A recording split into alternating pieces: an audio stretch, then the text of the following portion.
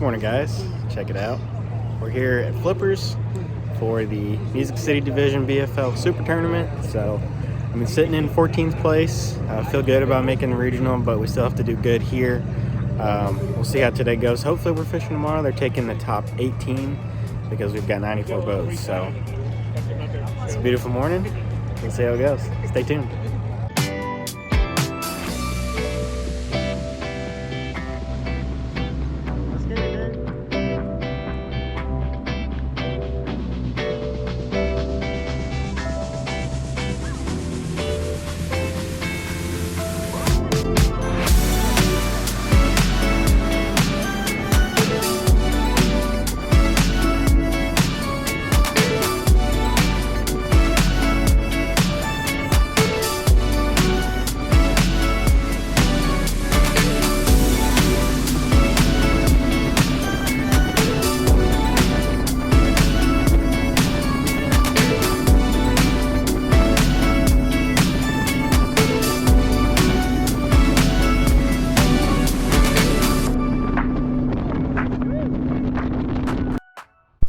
For this tournament, I was paired with a really good local fisherman named Greg Gregory.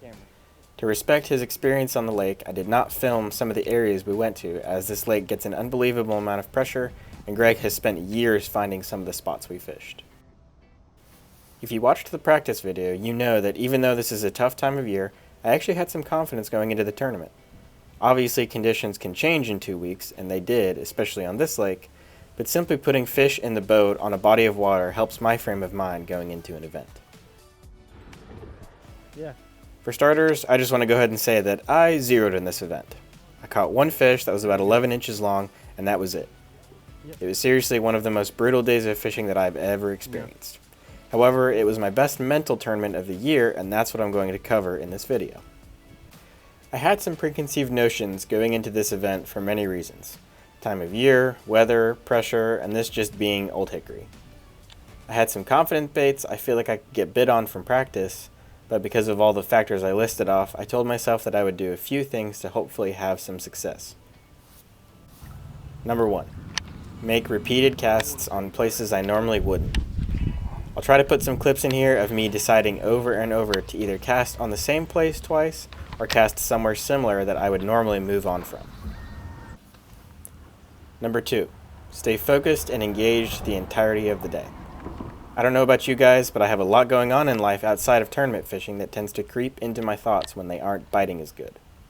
Sometimes this results in poor casts, missed bites, or just not observing and taking in information the day is giving you. I did a good job on this tournament day of shutting out the outside noise and being open to the environment in front of me. Unfortunately, I just didn't get enough feedback from bites to make any significant changes in my approach. Number 3, don't waste a cast. This is pretty self-explanatory, but if I made a bad cast or didn't feel confident about where my bait landed, in the past I might just let this slip and keep fishing. On this day, however, I would reel back and make another cast until I felt like it was in the most high percentage area. This did not necessarily result in bites this day, but I had more confidence when I was doing it. So I know this may not have been the most eventful tournament video I've ever put together, but honestly I felt pretty good about my performance. Greg put 2 keepers in the boat and caught a handful of shorts. He also broke off what he thought was a pretty good fish, unfortunately. I had a fun time in his boat, and even though zeroing is very frustrating to me, I don't know what I could have done differently. Please let me know in the comments what I missed out on or how you would have approached the day differently. In some more positive news, my good year overall ensured that I would only drop from 14th to 36th overall, which means I have qualified for the MLF BFL Regional on Pickwick here in just a week. I'm thrilled to have qualified in my first year of fishing the BFLs and seriously can't wait to fish with and against the best my region has to offer.